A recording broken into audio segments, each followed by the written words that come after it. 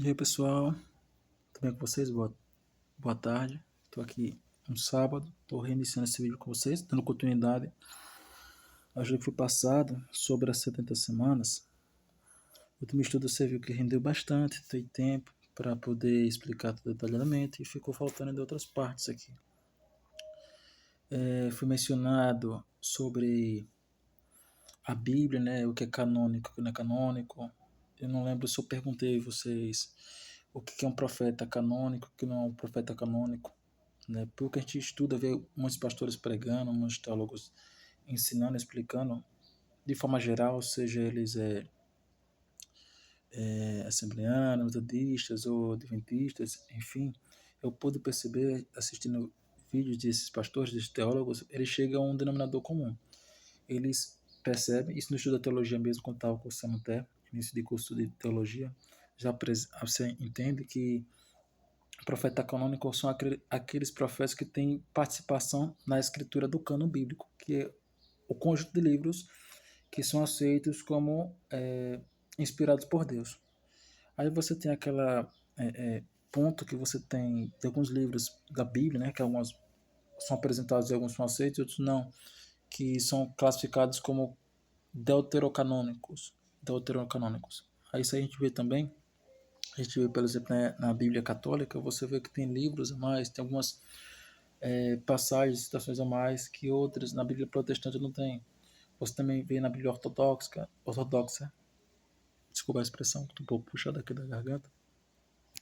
Você vê também que tem alguns livros a mais que são classificados como deuterocanônicos. Então você tem esses exemplos aí. Mas, no geral, quando a gente pesquisa e vê, muitos teólogos estudando e compartilhando seu conhecimento, a gente entende pode ser para analisar que eles classificam como canônicos todos aqueles profetas que tiveram participação em elaborar um livro na Bíblia. Você tem exemplo, o profeta canônico, então, tendo como isso como base, você tem Isaías, você tem Abacuque, você tem Amós, você tem Naum. E por mais que você leia sobre um profeta conhecido, que também é marcante na história bíblica, mas talvez ele não seja classificado como canônico. Quer ver? Por exemplo, Isaías, perdão, Isaías o quê? Elias, Eliseu. Pronto, Elias não pode ser classificado como um profeta canônico, um profeta canônico, já que, se for no exemplo que foi apresentado, como muitos teólogos apresentam, esse canônico são aqueles que têm participação em um livro que está estabelecido na Bíblia, então Elias não pode ser classificado como profeta canônico. Eliseu também não pode ser classificado como profeta canônico, já que ele também não tem nenhum livro escrito na Bíblia. Então também não pode ser classificado como um profeta canônico. Abias, tem outros profetas também que você vê nas histórias bíblicas que também então não podem ser classificados como profetas canônicos também. Eu só estou ressaltando isso para não ficar nenhuma dúvida, né? Talvez tenha ficado alguma dúvida no vídeo anterior, que eu não explorei bem essa parte da questão do que é canônico e o que não é canônico. E eu expliquei, se não falta também memória, sobre a questão da Septuaginta, que eu apresento, que corresponde a um grupo de 70 a 72 judeus que estavam lá em Alexandria, que traduziram a Bíblia para o grego. E aí eles apresentaram ali dá a entender também, quando você pesquisa com alguns teólogos também, você vê outros estudiosos comentando, você percebe que ali que introduziu alguns também livros que a gente classifica como deuterocanônicos, que até então, anteriormente, os pergaminhos, período com Esdras, com Neemias, não eram classificados, e foram classificados depois. Entendeu? E que eu mencionei também que a forma como você interpreta, já que foi traduzido por grego Caioné, muitas das vezes o que acontece, você pode acabar pecando na forma de entendimento, né, da tradução, quando você aplica a tradução com a cultura grega, com o significado transmitido da cultura grega, sendo que Deus revelou para o povo hebreu, para o povo judeu, e eles tinham um hábito cultural que é totalmente bem mais diferente do que o o grego, né? Então, se você pegar pelo conceito apresentado no Antigo Testamento, sobre a visão que eles tinham, por exemplo, sobre o estado dos mortos, é, sobre o ser humano possuir uma alma ou ser uma alma, você já começa por livro de Gênesis. No livro de Gênesis, no capítulo 2, no versículo 7, ele já apresenta que o ser humano não tem uma alma, mas que ele é uma alma. Eu explico um pouco mais detalhado esses tópicos no último vídeo, apresentando algumas passagens eclesiásticas mais e alguns teólogos que abrangem também essa, essa visão, entendeu? Você tem essa interpretação também. Tem grupos de irmãos nossos que acreditam que o ser humano possui uma alma. Aí ele tem alguns textos que ele utilizou como base para isso. Então, aí entra pela interpretação que corresponde ali à pesquisa e análise bíblica. Então, temos irmãos cristãos que acreditam que o ser humano possui uma alma e quando o indivíduo morre, essa alma vai diretamente para Deus. E outros vai para o inferno. E tem outros, como no meu caso, no meu grupo, eu acredito que o indivíduo, quando morre, ele descansa no pó da terra, segundo o que é orientado pela passagem bíblica de Gênesis 3, quando Deus fala a Adão que ele é pó e ao pó ele volta, e pegando o princípio, como foi Gênesis 2,7, que um passou a ser alma vivente por causa do fôlego de vida de Deus, ou seja, é, é, né, o fôlego de Deus. Você vê em Eclesiastes também que esse mesmo fôlego tem tanto para os homens como para os animais. E o mesmo destino que é para os homens também é para os animais. Então você entende também. Então você tem outras bases, outros textos que me levam a crer, entendeu? Ainda vou fazer um vídeo comentando sobre esse posicionamento, sobre a questão do ser humano ter uma alma ou ele ser uma alma. Mas até então vamos se concentrar nisso aqui. E que Cristo utilizava assim alguns métodos que dessem compreensão, já que eles tinham, no momento, eram envolvidos naquela cultura grega, tem mencionado que Cristo não é envolvido. Não assim que ele aceitasse os livros deuterocanônicos, não que ele aceitasse. Porque você não vê uma citação de Jesus com esses livros, né? Você vê nos livros já conhecidos que nós temos no Antigo Testamento. Bom, assim você tem a maior massa do povo teólogo transmitindo e você lendo também você percebe, como eu percebo. Mas o que acontece? Que Cristo utiliza também expressões que ajudam a compreensão do que ele quer transmitir com um pouco da cultura grega para poder compreender. Por exemplo, ele quando está explicando sobre não tem aqueles que podem destruir teu corpo, mas que podem destruir teu corpo e tua alma. A das parábolas, que é outra particularidade minha que eu aderi, justamente pela explicação de muitos teólogos que falam sobre a passagem sobre o rico e o Lázaro. Eu acredito que ali seja uma parábola. Tem textos que me levam a crer que ali é uma parábola. Explicações de teólogos que mostram, na minha compreensão, da forma que ele transmite super bem, me levam a crer que sim é uma parábola ali. Então, eu entendo que ali é uma parábola, a história do rico e o Lázaro, e ele pega um pouco da forma de se explicar, pegando um pouco uma dinâmica da cultura grega, trazendo uma ideia de vida pós-morte, entendeu? Para dizer o seguinte, o tempo que você tem agora para lutar, para poder permanecer salvo, você faz, porque depois que morre você não consegue mais não. Acabou sua oportunidade. Então, pega essa parábola nessa compreensão. Acabou sua oportunidade. Depois que morre, você não tem a oportunidade de. Será que ainda tempo tem ajudar alguém para mostrar que se você morrer em pecado, você vai para o inferno? Ou será que ele tem a possibilidade de ser salvo, Senhor? Não. Morreu, acabou. A oportunidade que você tem é essa. Está vivo, busque, está no caminho da salvação. Então é assim que eu compreendo a parábola do rico e Lázaro. E certo, é claro, que tem alguns irmãos que não compreendem dessa maneira. Acredita que ali é algo literal, a forma que foi aplicada, que realmente é daquele sentido que acontece daquele jeito mesmo, tal. Mas aí é algo que vai pela compreensão de cada um. Eu tenho base também para acreditar que é uma parábola. Pois bem, trazendo para cá, a continuação é as 2300 tardes e manhãs. Lembrando que essa é uma outra profecia apresentada até por Daniel. Essa conexão histórica com Daniel 8,14, que é das 1300 tardes e manhãs, que foi compreendida estudo que um dia, por interpretação profética, a gente tem alguns livros que nos dá a compreender que o dia em questão profética pode se referir a ano. Então, as 2.300 tardes e manhãs pode vir trazer para a questão ideia da profecia, algo simbólico, certo? E as 70 semanas é uma profecia que faz parte das 2.300 tardes e manhãs. Você vê que eu coloquei aqui um detalhe. Ó, cadê deixa eu ver se dá para grifar aqui. Ó. Nessa aqui eu marquei para você ver que é num idioma grego, se eu não me engano aqui, certo?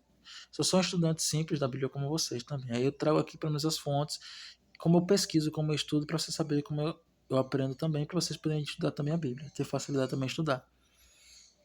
As 70 semanas estão cortadas. A expressão de cortadas é isso aqui. Ó. Muitos entendem como recortadas de um período maior, que corresponde às 2.300 tardes e manhãs. Então, você vê que o ano 457 a.C. foi quando o povo saiu do cativeiro babilônico, certo?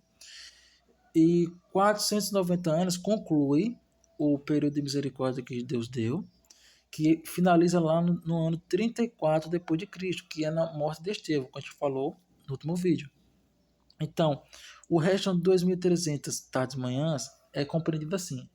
2.300 menos 490 dá o total de quê? 1.810 anos. Então, sobra 1.810 anos. Quando você vê que concluiu 490 anos, esse 490 anos foi concluído no ano 34 depois de Cristo, então sobra 810 anos para concluir ainda a profecia das 2.300 tardes e manhãs. Aí o que acontece? Então, eu tenho que somar a partir do ano 34 depois de Cristo mais 1.810. Quando é que concluir as 2.300 tardes e manhãs? A gente tem lá no ano de 1844 depois de Cristo. Que aí entra agora algum pensamento particular da Igreja Adventista, que é que na leitura adventista a gente entende o seguinte, que em 1844 inicia-se a fase final do ministério sumo sacerdotal de Cristo, que é o juízo investigativo, que nós temos como uma referência, certos teólogos adventistas têm como referência a leitura de Hebreus capítulo 8 até o capítulo 9. Aí tem essa parte para essa linha de compreensão, tá certo? Você pode separar para poder dar uma analisada. A gente pode ver mais à frente também. Eu posso separar até alguns teólogos, posso colocar aqui uns vídeos no canal, de alguns teólogos que explicam bem claramente sobre isso, tá certo? Aqui esses vídeos que eu transmito é só para você perceber que você pode conseguir estudar também a Bíblia e se aprofundar, sem precisar também ser formado em teologia. Você pode ter uma compreensão da Bíblia também e estar ligado a Deus. Isso mostra que Deus revela assim o seu amor, sua vontade para cada um de seus servos. Isso é nítido, isso é claro. E aí ele pode também utilizar outras pessoas para poder nos ajudar a ter compreensão. Então é assim que Deus faz comigo, é assim que ele faz com vocês também. Então, cumprindo ungir o Santo dos Santos, trazer justiça eterna, em perspectiva escatológica. Essa é a visão adventista, tá certo? Muito bem. Avançando, vamos lá. Aí o que a gente acontece? Sobre essa questão da interpretação do que foi feita 2.300 tardes e manhãs, que o foco na realidade é as 70 semanas de Daniel, essas 70 semanas de Daniel está dentro dessas 2.300 tardes e manhãs. Então você viu que quando foi iniciou, você viu que foi no ano 457, com o decreto de Artaxerxes I. Então você percebe isso. Eu não lembro se eu mencionei que o Dário que mencionou o segundo decreto, que esse segundo decreto que foi dado por Dário, esse Dário, o que acontece? Na história, você pode encontrar, quando você pesquisa, você percebe que na história você pode encontrar possíveis três Dários. Você tem o Dário que é mencionado na Bíblia, no livro de Daniel, que Daniel descreve como Dário o Medo, certo? Que parece ser um dos governantes do período também que Daniel estava lá em Babilônia. Você tem o Dário I, que foi um rei depois do filho de Ciro, certo? Que é Cambises, né? O filho de Ciro, se não faz memória. Aí veio o Dário, que é o Dário I, que é o que está relatado ali no livro de Esdras, certo? O que está relatado no livro de Esdras é o Dário I, é o rei Dário I. E tem um outro Dário, que agora esqueci qual ele corresponde, na história também. Aí o que acontece? Tem alguns que acreditam que esse Dário, o Medo, possa ser esse Dário primeiro, certo? Sendo que há registros históricos, se você for pesquisar sobre isso, há arqueólogos, há historiadores mencionando que tem uma incoerência sobre isso. Alguns adventistas aderem à ideia de que esse Dário Medo possa ser um título dado a um governador no período. Aí vem a questão mais detalhada, você vai ver alguns teólogos pesquisando sobre isso, sobre essa parte aí. Eu não vou me atentar sobre isso. A questão é o seguinte, que o povo judeu só saiu no terceiro decreto, que foi dado por Artaxerxes, só que esse decreto foi dado como um reforço, porque Deus já tinha dado essa liberdade da parte de Ciro, como foi mencionado no último vídeo. Então Deus já tinha dado essa liberdade já marcada por Ciro. Só que o povo ali estava devagar, não estava, entendeu? Não foi à frente. Então realmente só teve realmente o cumprimento da profecia no terceiro decreto. No terceiro decreto realmente que teve estabelecimento de novo realmente do sistema religioso, o sistema administrativo do povo só foi realmente estabelecido no terceiro decreto, com Artaxerxes primeiro, né? Então por isso a gente percebe-se isso. Então é a partir do terceiro decreto que a gente conta, que é a partir do terceiro decreto que você tem a compreensão também quando Cristo, quando vem o aparecimento do ungido, que é no batismo de Jesus, que Jesus é batizado por João. É a partir daí que você tem a ideia também de quando realmente pode ser o possível período do nascimento de Jesus. Você tem aí que é por volta no 4, 5, 5 a 4, né? O nascimento de Jesus. Então, você vê que a Bíblia já dá essas referências. Então, às vezes a gente quer forçar o texto de alguma coisa, mas a Bíblia já vem dando algumas referências. Você não precisa ser um teólogo em si, só você analisar alguns detalhes. O que acontece é que a gente às vezes ignora esses detalhes, acha cansativo, acha enjoativo, quer ir logo para algo mais, sabe? Mais além, mas você tem que respeitar cada detalhe, respeitar o tempo apresentado aqui pela Bíblia, e você vem descobrindo aqui alguns pontos, e você vem encaixando esses pontos, entendeu? Então a Bíblia, Deus vai revelando, já está tudo revelado aqui, é só bastante querer compreender, mas só compreende através da busca com o Espírito Santo, que é o Espírito Santo que nos dá essa compreensão, né? Aí o que acontece? O Espírito Santo revela para João, no livro de Apocalipse, no capítulo 2, você percebe a dramatização do que eu mencionei das 70 semanas no Apocalipse 12. Você consegue compreender isso. O que foi falado no último vídeo sobre as 70 semanas, você consegue ver no Apocalipse 12. E o interessante, quando você percebe o Apocalipse 12, você começa a ter uma compreensão de uma coisa interessante também, que é sobre a expulsão de Satanás. Quando é que realmente Satanás foi expulso do céu? A Bíblia já vem revelando isso pra gente, discutindo esse assunto já pra gente, que às vezes a gente passa despercebido também. Olha só. Na linha do tempo profética, foi colocado assim, a linha do tempo profética e significado. Vamos lá, só para dar um resumo aqui básico de compreensão sobre entendimento profético, na leitura profética. No capítulo 12, vamos ler aqui Apocalipse capítulo 12 e a gente compara aqui uma interpretação aqui de simbologia da profecia, certo? Se você puder, se você tiver sua Bíblia aí, coloca aí em Apocalipse capítulo 12. A gente vai ler junto. Você dá um pause no vídeo, qualquer coisa, para a gente ler junto aí Apocalipse capítulo 12, tá certo? Em Apocalipse capítulo 12, ele apresenta o seguinte, olha só, veja bem. Apocalipse capítulo 12, ele diz assim, ó, viu-se grande sinal no céu, a saber, uma mulher vestida de sol com a lua debaixo dos pés e uma coroa de 12 estrelas na cabeça, que, achando-se grávida, grita com as dores de parto, sofrendo tormentos para dar à luz. Viu-se também outro sinal no céu, e eis um dragão, grande, vermelho, com 7 cabeças e 10 chifres, e nas cabeças 7 diademas. A sua cauda arrastava a terça parte das estrelas do céu, as quais lançou para a terra. E o dragão se deteve em frente da mulher, que estava para dar à luz, a fim de lhe devorar o filho quando nascesse. Nasceu-lhe, pois, um filho varão, que há de reger todas as nações com cetro de ferro. E o seu filho foi arrebatado para Deus até o seu trono. A mulher, porém, fugiu para o deserto, onde lhe havia Deus preparado lugar para que nele a sustente durante 1260 dias. Seus anjos pelejaram contra o dragão. Também pelejaram o dragão e seus anjos. Todavia, não prevaleceram, nem mais se achou no céu o lugar deles. E foi expulso o grande dragão, a antiga serpente que se chama Diabo e Satanás, o sedutor de todo mundo. Sim, foi atirado para a terra, e com ele os seus anjos. Então, ouvi grande voz do céu, proclamando: Agora veio a salvação, o poder, o reino do nosso Deus e a autoridade do seu Cristo, pois foi expulso o acusador de nossos irmãos, o mesmo que os acusa de dia e de noite diante do nosso Deus. E aí continua. Ele, pois, o venceram, por causa do sangue do Cordeiro e por causa da palavra do testemunho que deram, e, mesmo em face da morte, não amaram a própria vida.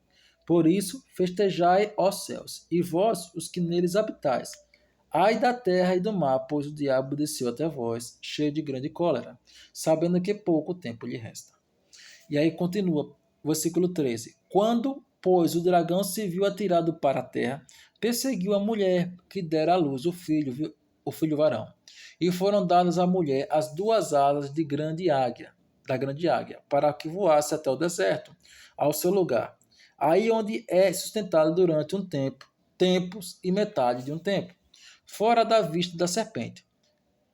Então a serpente arrajou da sua boca atrás da mulher água como um rio, a fim de fazer com que ela fosse arrebatada pelo rio. A terra, porém, socorreu a mulher, e a terra abriu a boca e engoliu o rio, que o dragão tinha arrojado da sua boca. Irou-se o dragão contra a mulher e foi pelejar com o restante dos seus descendentes, os que guardam os mandamentos de Deus e têm o testemunho de Jesus, e se pôs em pé sobre a areia do mar. Olha só que é a leitura aqui, né? Um texto grande, cheio de simbolismo aqui. Vamos só dando uma simples compreensão de alguma simbologia aqui. Você pode entender, pesquisando com os teólogos, sobre o que significa mulher. Sabe, uma referência de compreensão para isso também quando você pega para assistir o pastor Arilton Oliveira. Ele gosta muito, ele prega muito sobre eventos finais, questão de profecia. Aí você tem uma boa compreensão, não desfazendo de nenhum outro teólogo, nenhum outro pastor. Estou transmitindo aqui alguns que eu gosto de pesquisar e estudar, certo? Você tem Arilton Oliveira, você tem Dr. Rodrigo Silva, você tem Luiz Gonçalves. Então, você tem... eu estou citando aqui alguns teólogos que eu gosto de estudar, certo? Você pode ter outros também. Mas estou transmitindo aqui com alguns que eu estudei, certo? Vendo os vídeos e tudo mais e pesquisando. E você pode comparar. A questão, como eu disse, você tem que comparar os textos. Você pega a ideia dos bereanos, que é apresentado em Atos 17, versículo 11. Você tem que compreender o que está sendo explicado ao ler aqui o texto bíblico. Você vai ouvir o que a pessoa está falando, o que o pastor está falando, o evangelista, o irmão está falando. Você não vai menosprezar o que o irmão está falando, você vai analisar o contexto bíblico, comparar, para então você dar seu posicionamento. Que é assim que deve ser uma forma correta, madura e sábia de se lidar, né? Quando se trata sobre o estudo da palavra de Deus. Que todos nós somos estudantes, né? Da palavra do Senhor. Bom, vamos lá. Sobre a compreensão sobre mulher. A mulher simboliza o povo de Deus fiel, certo? Então a gente já começa a entender aqui. Quando ele fala no Apocalipse capítulo 12 sobre uma mulher, essa mulher representa o povo fiel de Deus. Então, no início, representa Israel, fiel, que gerou o Messias, e depois representa a igreja. Então você já faz a narrativa, quando você faz a leitura, você entende. Pronto, quando refere-se ali à mulher, ele está se referindo à mulher representando o povo de Deus desde a sua época, desde o início dos tempos até o final. Será que desde o início não tinha povo de Deus fiel? Tinha. Você já vê logo quando você lê Gênesis capítulo 5, na genealogia ali, você percebe-se que foi a partir de Enos começaram ali a buscar a Deus. Então, já apresentando em Gênesis capítulo 5, você já vê ali apresentado o povo de Deus, um remanescente. Você vê a história de Noé, um remanescente, ou seja, uma minoria, que nenhum povo que está totalmente corrompido pelo pecado, que é apresentado isso em Gênesis 6, você vê Noé que acha graça diante de Deus. Então você tem um remanescente. Ele persiste na graça do Senhor, faz a arca, segue obediência a Deus, constrói a grande arca, prega para as pessoas durante esse período de 1200, ou perdão, de 120 anos, construindo essa arca, ele provavelmente estava pregando. E aí, só quem realmente aceita esse evangelho, vamos dizer assim, na hipótese, pode ser que pessoas que ouviram se converteram, mas não chegaram a entrar na arca por questão de idade, morreram, algo do tipo. Como estou trabalhando aqui, eu estou trabalhando em hipótese, tá certo, gente? Mas na realidade, como a Bíblia apresenta, só entrou Noé e sua família. Noé com sua esposa, seus filhos e a esposa de seus filhos. Foi isso que é apresentado na Bíblia, certo? Então você percebe que desde o princípio, aquela minoria que busca a Deus, ela consegue achar graça e favor de Deus. E Satanás sempre perseguindo. Sempre perseguindo. A criança representa Cristo, que há de reger todas as nações com vara de ferro. Isso foi apresentado em Apocalipse capítulo 12, versículo 5. E você pode conferir com Salmos 2,9 essa referência. Em Salmos 2,9, ele dá essa ideia que essa criança é Jesus, ele dá essa comparação. Salmos 2,9. Ó, com vara de ferro as regerás e as despedaçarás, como um vaso e oleiro. Aqui ele dá referência aqui o reinado do ungido de Deus. O capítulo 2 menciona assim, que é o reinado do ungido de Deus. Aqui ele dá um reflexo sobre Jesus. Certo? O dragão. Ele aqui apresenta aqui. Quem é o dragão? Quem seria o dragão? O dragão se refere a Satanás. Satanás, que é o acusador. A gente viu lá em Apocalipse. Tentou destruir Cristo desde o seu nascimento. Você vê lá por meio de Herodes, em Mateus capítulo 2, versículo 16. Então, desde o nascimento de Jesus, Satanás tentou destruir Jesus. Entendeu? Então você vê que o dragão, que é Satanás, perseguiu desde o começo do mundo, a mulher. Essa mulher refere-se a todos os fiéis de Deus. Então, desde o começo, quando você vê lá o grande dragão que vinha com a terça parte das estrelas dos céus, a gente não tem ideia que Satanás, quando foi expulso do céu, levou a terça parte dos anjos com eles. Você vê que vem a terça parte das estrelas dos céus, representa esses mensageiros, e muitas vezes esses mensageiros são representados como os anjos. Então, a terça parte que Satanás trouxe do céu, das estrelas, é a terça parte dos anjos que veio junto com ele. Então, o dragão trouxe a terça parte dos anjos junto com ele para a terra, que perseguiu desde o começo todos aqueles que eram fiéis a Deus. Até o dia do nascimento de São Jesus. E no dia que Jesus nasceu, ele pelejou para matar São Jesus Cristo. Você, só voltando um pouco aqui, refletindo, fazer uma reflexão sobre ainda a profecia das 70 semanas, no período do decreto. Você se lembra da história de Esté, como eu mencionei? Às vezes a gente pega a leitura da história de Esté de forma isolada e você não vê muito significado ali. Você percebe que antes de Artaxerxes I, quem reinava no período ali dos Médios e dos Persas foi Xerxes I. E esse Xerxes I, muitos teólogos acreditam que é o Assuero apresentado no livro de Esté. E se Esté não fosse colocada por Deus para poder ter aquela posição como foi de rainha, talvez os judeus não pudessem estar vivos até hoje. Por quê? Porque se lembra de Amã? Amã tinha uma revolta contra os judeus e aconselhou a Assuero a promover um decreto que, se os judeus não a reverenciassem, não adorassem a ele, fossem todos mortos em toda a sua província, todo o seu império. O império de Assuero correspondia tanto agora o espaço territorial babilônico, como também a Judéia ali. Porque ali ficaram províncias correspondentes ao Império Medo-Persa. Então eles iam ser mortos, tanto aqueles que estavam ali no reino, ali no período de Assuero, ali no reinado ali de Assuero, na corte, como também os que estavam nas províncias. Então iam ser todos mortos. Então Deus age por intermédio ali de Esté e salva o povo. Agora eu pergunto a você, quem então está agindo ali por meio de Amã para poder fazer com que Assuero concordasse com esse decreto? Satanás. Então todo aquele que busca fazer a vontade de Deus, ele é perseguido por Satanás. Satanás vai tentar destruir. Porque também, se acontecesse isso, destruísse o povo judeu, como é que vinha o Salvador? Já que a profecia do Messias foi dada por Isaías. Isaías é classificado como um livro messiânico, o que tanto mais fala sobre Jesus, menciona que viria do povo judeu. Como é que o Messias ia vir se não existisse mais o povo judeu? Entendeu? Então você já vê daí, já desde o princípio eles perseguindo, entendeu? Mas voltando para cá, para a leitura. Então aí você vem agora o seguinte. Aí você vem Satanás perseguindo o povo de Deus desde o princípio, a igreja. Cristo aparece. Satanás tenta matar Cristo. Ele não consegue. o menino é levado ao céu. Ele é arrebatado. A passagem é apresentada no capítulo 12, versículo 5. Arrebatada para Deus e para o seu trono. Você compara com Atos capítulo 1, versículo 9 a 11. O ato de entronização e início do seu ministério como sumo sacerdote no céu. Então, quando é que inicia isso? Quando Cristo é arrebatado para o céu. Pronto, ele nasceu, veio ao mundo, e aí no período ele é arrebatado. O arrebatamento dele não é feito como criança. Ele já adulto. É depois de sua morte. Ele morre e ressuscita. Se lembra que tem aquela passagem que é mencionada assim, quando Maria Madalena apresenta lá no meio do túmulo, e ele disse, Maria, não me toca ainda, não me dá tenso, que ainda não fui até meu pai. Aí vem só a incógnita aqui. Eu não vi ainda nos teólogos comentando, não me recordo.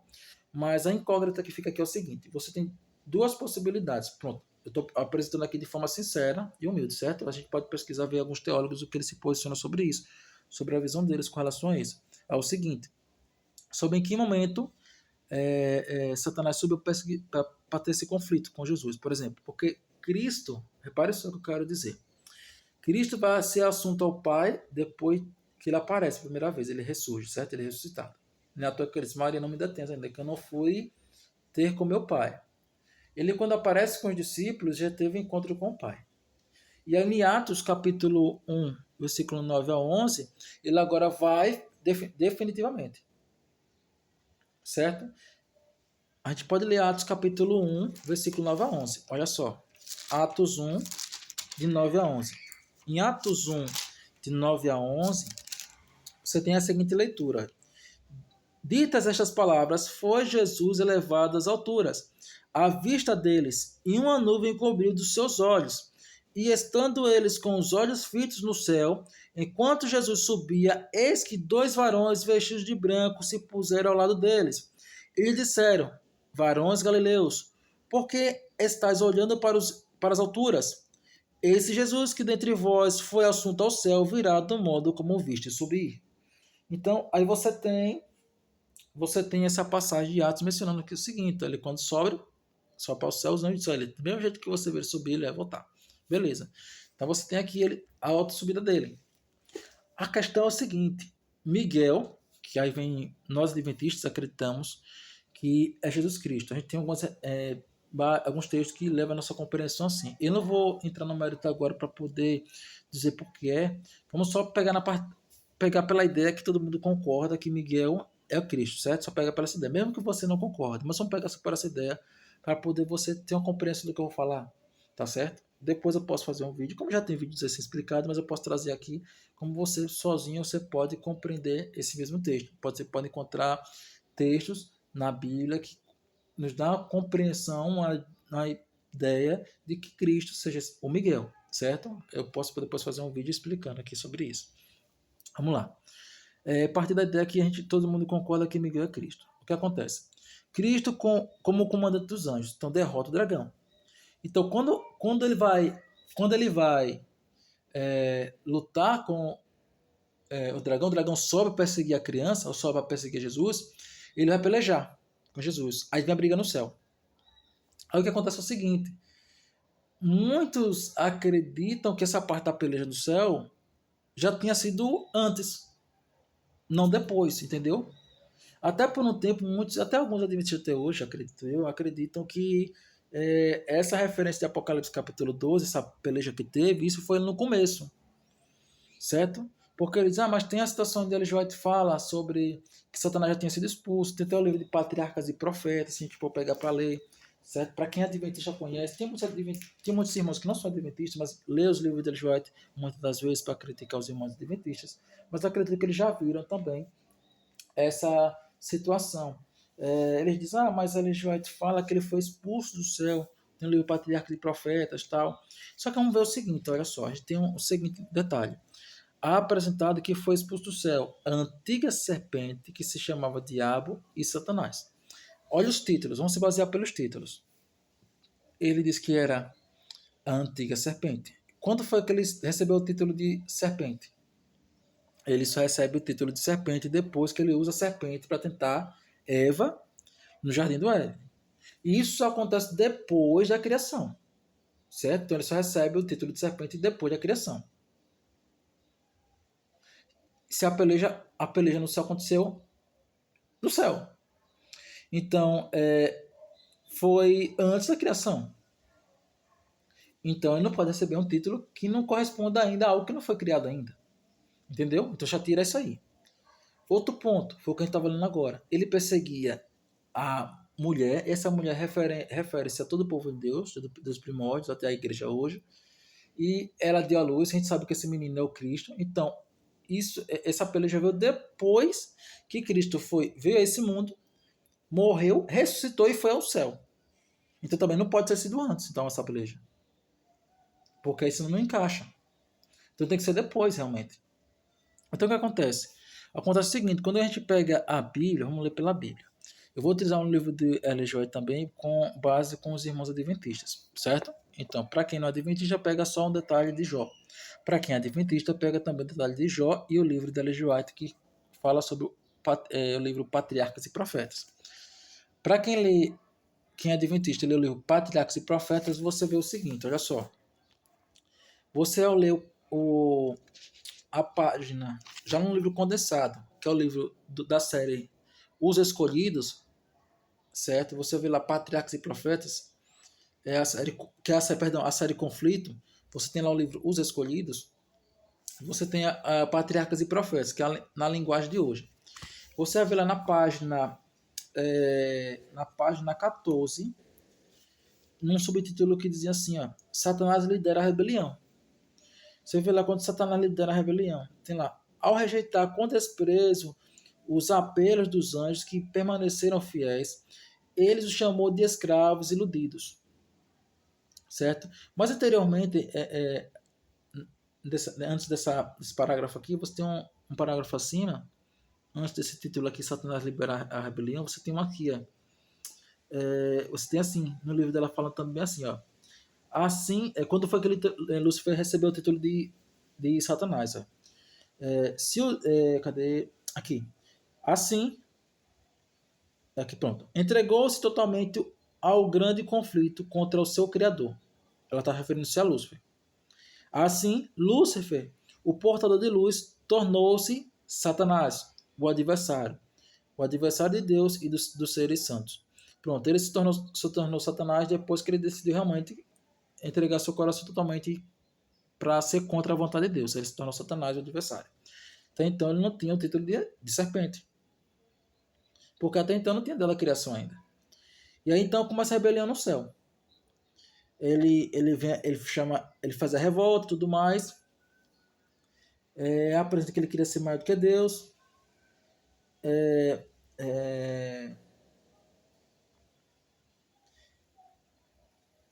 Ele faz sua rebelião e tal. Mas não apresenta aqui em nenhum momento aqui um conflito. Não apresenta nenhum conflito aqui. Não apresenta. Você vê aqui, ó. Você, ao ler a página 15, você não vai ver conflito. Olha, o governo de Deus incluía não somente os habitantes do céu, mas todos os mundos que ele tinha criado. Lúcifer concluiu que se ele havia conseguido convencer os anjos do céu, a rebelião poderia também convencer os outros mundos. Todos os seus atos eram de tal maneira revestidos de mistério, que era difícil tornar clara a verdadeira natureza de sua obra.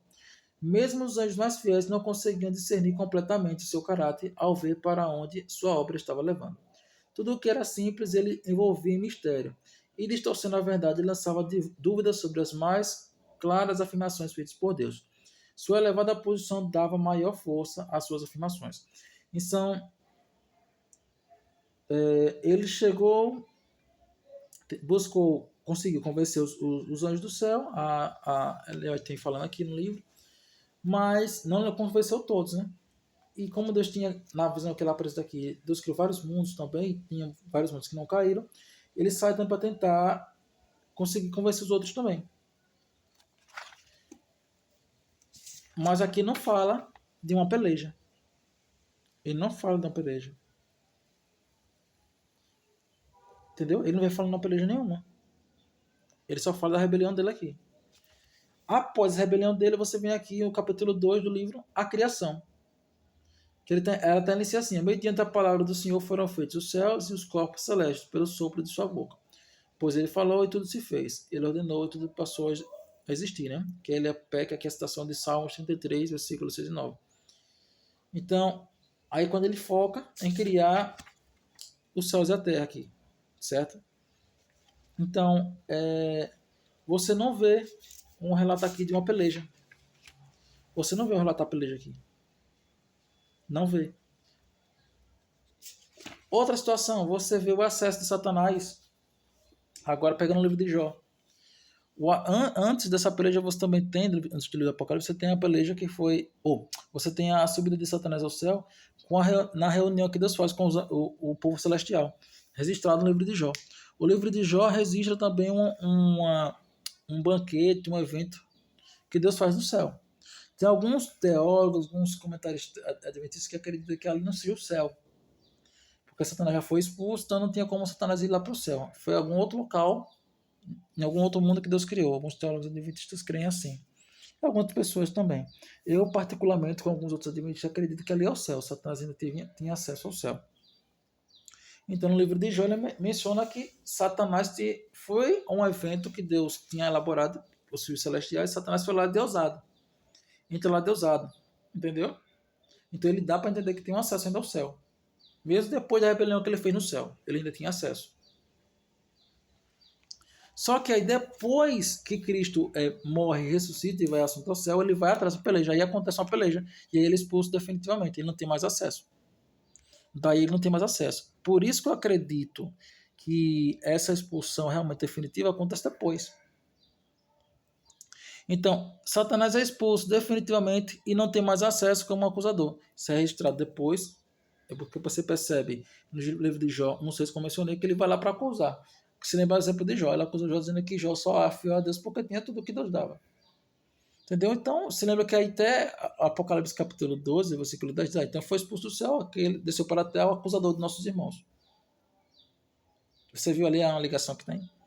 Então, o dragão volta a sua fúria agora contra a igreja. Você vê Apocalipse capítulo 12, a partir do versículo 13 e 17. Pronto, ele não conseguiu vencer, foi mostrado realmente quem era realmente o errado de toda a história, de toda a dramatização, que é Satanás. Ele já está perdido. Ao que ele foca agora, o foco dele com seus anjos é destruir o povo de Deus. O foco dele todo agora é destruir o povo de Deus. O prazer dele agora é destruir. E aí o que começa? A perseguição aos cristãos.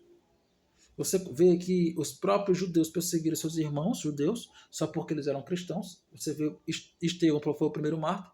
E daí começou a levantar a perseguição aos cristãos, mas você começou de uma forma bem em massa quando foi o povo romano mesmo perseguindo os cristãos. Então você vê o massacre que foi a perseguição dos cristãos, o ódio de Satanás contra o povo de Deus. E você vê o detalhe. O povo de Deus ele classificou, a Bíblia descreve como aqueles que guardam os mandamentos de Deus e têm o testemunho de Jesus. Ele bota essa referência. Porque se você lembra aquele que diz assim, uma passagem que o próprio Jesus mesmo falou, porque muitos hoje em dia se colocam como povo de Deus. Mas o próprio Senhor Jesus Cristo destacou o seguinte. Se a gente for ler Mateus aqui agora, Mateus capítulo 7, em Mateus capítulo 7 você vê o seguinte.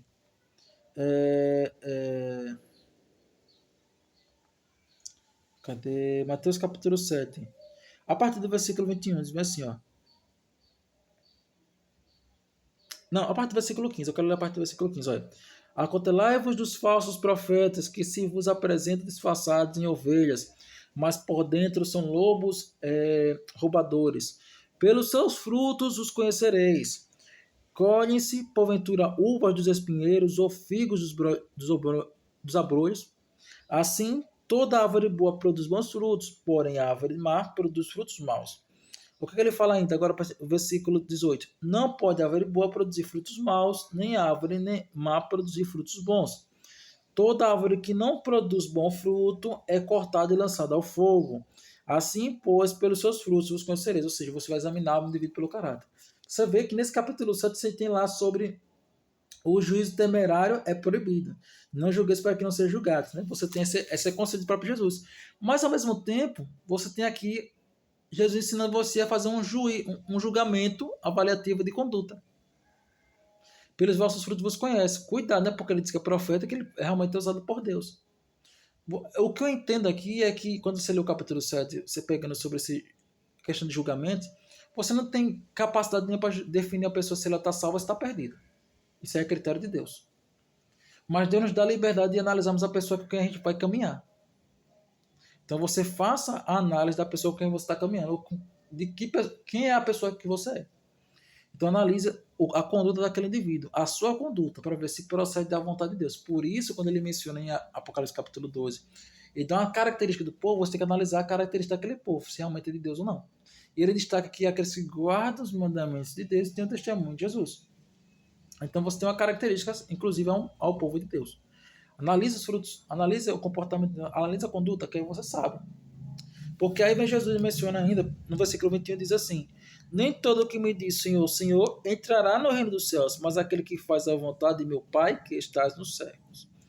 Então, é isso. Porque ainda concluo dizendo assim: muitos naqueles dias vão dizer-me: Senhor, Senhor, porventura não temos nós profetizado em teu nome nós expulsamos demônios, e em teu nome não fizemos muitos milagres? Então eu lhes direi explicitamente: nunca vos conheci. Apartai-vos de mim os que praticais a iniquidade. Aí você analisa aí. Tá certo? Nem todo que diz Senhor, Senhor entra no reino dos céus, mas aquele que faz a vontade do Pai que está nos céus. Aí você agora tem que buscar qual é a vontade de Deus. Aí você vai analisar na Bíblia o que é a vontade de Deus. E Deus deixa claro o que é a vontade dele. Certo? Mas sobre a questão de avaliação de caráter, você tem essa liberdade de fazer. Você não pode dizer que se aquele indivíduo está salvo ou está perdido. Esse critério não julga você fazer.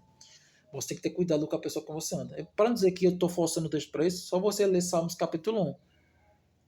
Bem-aventurado do homem que não no conselho dos ímpios, nessa roda, né? Dos escarnecedores e tal. Davi está fazendo um levantamento de caráter de quem? Tá entendendo? Uma avaliação de uma conduta, de um tipo de pessoa, de um grupo de pessoas. Para que esse grupo que tem esse tipo de essa característica de comportamento, você não pode se misturar. Então, Deus sim nos ensina a fazer julgos de valores, o caráter. E para finalizar, sobre a questão para os adventistas, alguns adventistas podem acreditar assim, mas sobre a sacada de Lúcifer, Roberto, não, ele já não da menção que sim, não foi antes. Se você analisar o livro de Ellen G. White, fala bem assim, ó, no livro Desejado de Todas as Nações, na página 115 tem lá: Satanás havia sido banido do céu por causa de sua rebelião. Agora ele buscava destruir a obra de Deus na terra. Ao tentar o homem, olha aí, ó, ao tentar o homem, esperava recuperar aquilo que perdera, estabelecendo seu reino neste mundo em oposição a Deus do céu. Pronto. Ele então até então, quando ele foi expulso do céu, foi expulso, mas não tinha a peleja, ele não tinha o título de serpente. O título de serpente ele teve depois que tentou o homem. Em primeiros escritos, a queda de Satanás, que é destacado lá, a queda de Satanás, na página 146, 147, você tem bem assim, ó. Foi então decidido no conselho do céu que Satanás devia ser expulso. Olha só. Ele e todos que se uniram a ele na rebelião deveriam ser banidos, de onde havia pureza, paz e alegria. Então houve guerra no céu. Os anjos lutaram contra Satanás e esse com os seus anjos. Satanás foi vencido e eles perderam seu lugar no céu. Satanás e seus seguidores foram expulsos do céu. Aí você pode ler, Roberto, tá vendo aqui? Aqui refere-se, sim, à expulsão de Lúcifer no céu. Foi realmente a batalha, foi lá. Não, você tem o seguinte detalhe. Você tem lá em Desejado de Todas as Nações, ele menciona que ele foi expulso, certo? E aí ele, depois de ser expulso, como você vê lá no Desejo de Todos, Patriarcas e Profetas, o livro Patriarcas e Profetas que eu li para vocês, você vê que ele sai para querer tentar em outros mundos, ele foi expulso, não é mais pro lugar dele, não é lá. Ele vai tentar em outros mundos, assim no livro de Patriarcas e Profetas, ela fala assim. E aí o que acontece? Ela tenta pelejar em querer convencer a mente dos seres humanos, e vem depois para convencer a mente dos seres humanos. E aqui, quando você lê a queda de Satanás, ele foca por completo, desde do movimento da rebelião até a conclusão dela. Como é que você entende isso? Quando você pega também no Espírito de Profecia, no volume 1, na página 22, você tem assim, ó, houve guerra no céu. Os anjos foram enviados em missões de guerra. Satanás e os que se uniram a ele na rebelião foram expulsos do céu. todos os anjos, anjos celestiais reconheceram e adoraram Deus da justiça. Aí você parece que há contradições nesses livros de Ellen G. White, só que você tem o seguinte, como é que você entende? Essa leitura do livro de Ellen G. White, você tem a mesma dinâmica do livro de Gênesis. Como assim, Roberto? Em Gênesis 1, do versículo 1 ao versículo 10, você tem a visão geral da criação. No princípio, Deus criou os céus e a terra. E a terra era sem forma e vazia, trevas cobriam a face do abismo, e o Espírito de Deus pairava sobre as águas. Aí no versículo 3 tem, disse Deus, haja luz e houve luz, tal. Em Gênesis 2:4 ao versículo 9, você tem um detalhe específico da criação do homem e do ambiente que ele vivia, que é, ou seja, do jardim. E parece, quando você lê, quando você não lê dessa maneira, tendo essa visão, que em Gênesis 1 você tem uma visão geral da criação, e em Gênesis 2 você tem uma forma detalhada, você parece que é uma contradição também. Então, bem assim, quando você lê o livro de Ellen G. White ali, focado sobre a queda e a rebelião de Lúcifer. Entende? Você tem intervalos ali para ele, só que às vezes você quer pegar e ler direto e não percebe esses intervalos. É a mesma dinâmica quando você lê o Gênesis. Olha no versículo 4. Esta é a história das origens dos céus e da terra, quando foram criados no dia em que o Senhor Deus fez a terra e os céus. E ainda não havia planta do campo na terra, nem erva do campo havia brotado, porque o Senhor Deus não tinha feito chover sobre a terra e não havia homem para cultivar. Então, quando você pega assim, pega na mesma dinâmica de Gênesis, na interpretação de Gênesis, o capítulo 1 e o capítulo 2, você consegue entender também a dinâmica da leitura do livro de Ellen G. White lá. Por exemplo, aqueles 3 livros que eu citei. Esses 3 livros que eu citei aqui, O Desejado de Todas as Nações, Os Primeiros Escritos e Espírito de Profecia, volume 1, você tem aqui uma dinâmica aqui apresentada na interpretação, na leitura da queda de Lúcifer, da rebelião de Lúcifer. Você tem antes da criação, o intervalo antes da criação, você tem ali O Desejado de Todas as Nações, e você vem depois da rebelião, depois da criação. Você tem aqui o Espírito de Profecia, volume 1, que houve essa guerra no céu, que é recitada em Apocalipse capítulo 12. Agora, o Primeiros Escritos, você vê essa narrativa por completo, sem intervalo. Aí foi então decidido no Conselho do Céu que Satanás deveria ser expulso. Ele e todos os que se uniram a ele na rebelião deveriam ser banidos de onde havia pureza, paz e alegria. Então, todos aqueles que tinham se unido na rebelião. Então já tinha acontecido a rebelião. Aí. Então já tinha acontecido a rebelião. Aí houve, por causa dessa rebelião que eles já tinham feito, houve então um conselho. Houve um conselho no céu para decidir sobre a rebelião que Satanás já tinha feito lá. Entendeu? E aí depois você tem aqui, então, houve guerra no céu. Os anjos lutaram contra Satanás. Aí você tem um reflexo de Apocalipse capítulo 12. É a dinâmica que você tem da leitura de Gênesis. Certo?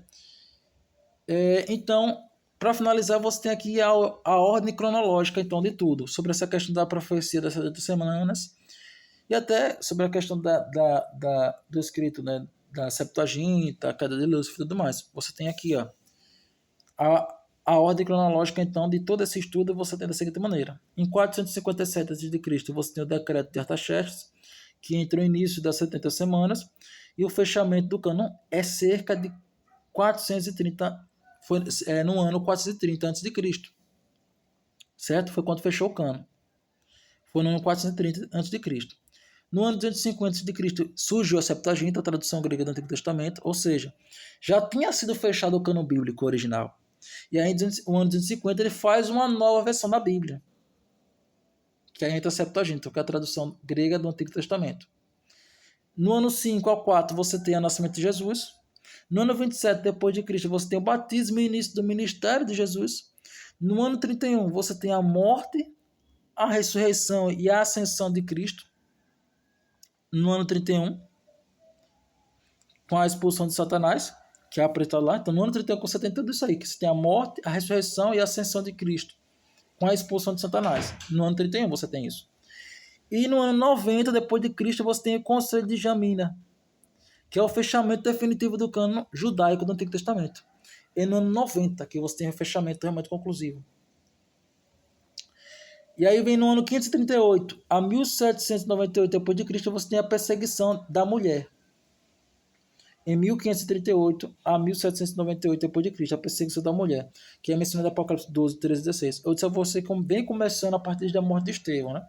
Mas você tem em massa, que aí você vê Satanás utilizando o Império Romano para perseguir realmente o povo de Deus, a partir de 538. você tem uma perseguição em massa mesmo, você grande, né? Mas já inicia essa perseguição ao povo de Deus já desde o período da morte de Estevão. Se você for ler aqui a Bíblia, você vê lá perseguindo o povo de Deus desde a partir da morte de Estevão. E o tempo do fim, ou até o remanescente do fiel, Apocalipse 12, 17, você vê até agora, né? Então sempre vai ter o remanescente de Deus, que é aquele que guarda os mandamentos de Deus e tem o testemunho de Jesus. Então você, meu amigo, você, minha amiga, você, meu irmão, você, minha irmã, porque você guarda os mandamentos de Deus e tem o testemunho de Jesus. Nós que buscamos fazer a vontade do Senhor, nós somos o seu remanescente, entendeu? Seja você professando a sua fé na igreja adventista, na assembleia, na pentecostal, na católica, né, presbiteriana, metodista e aí vai, mas somos irmãos, desde nós que buscamos o Senhor Jesus Cristo, nós somos irmãos. Testemunhas de Jeová, mormons. Se você busca ao Senhor Jesus Cristo, tá focando em buscar a Ele, guardar seus mandamentos, teu testemunho de Jesus, você se você segue a Bíblia, realmente a Bíblia, então você é irmão em Cristo, e você é remanescente. Ah, mas o adventista não segue a Bíblia, ele tem livro de Ellen White e tal. Não, você não pega essa visão dessa maneira, não tenha esse preconceito com os irmãos adventistas por causa disso, não. Que você vai ver compreensões, textos bíblicos básicos que fazem muito sentido com a fé, certo? Com o princípio cristão, que dão resposta a coisas que outros irmãos não têm. E quando analisa com a Bíblia, realmente faz sentido. Só que eu não quero entrar nesse mérito, certo? Como também temos irmãos adventistas que têm um preconceito com outros irmãos também, como se eles fossem exclusivistas. Alguns irmãos adventistas, temos isso também. Então o que eu vejo é um monte de pessoas que correspondem a uma casa, um monte de irmãos e irmãs que têm suas brigas, suas intrigas, muitas vezes bestas, uns com os outros, por quem está certo e quem está errado. E temos um só pai que muitas vezes borda de disciplina, dá correção, mostra o caminho que nós devemos andar. Porque esse pai é o único pai que nós temos, que é o nosso Deus. E como o próprio apóstolo Paulo diz, que só existe uma só fé, um só batismo, um só Deus, o qual é pai de todos, age por meio de todos e está em todos. Então eu sei que Deus age por meio de mim, age por meio de vocês também. E até ao fim da nossa caminhada, ele sempre agirá. Então que Deus abençoe você grandemente e a mim também. Que você possa orar por mim e que eu vou estar continuando orando por você também. Certo? E que possamos sempre separar um momento para estudarmos junto a palavra de Deus, que nós necessitamos disso. Porque a nossa fé vem pela pregação do Evangelho.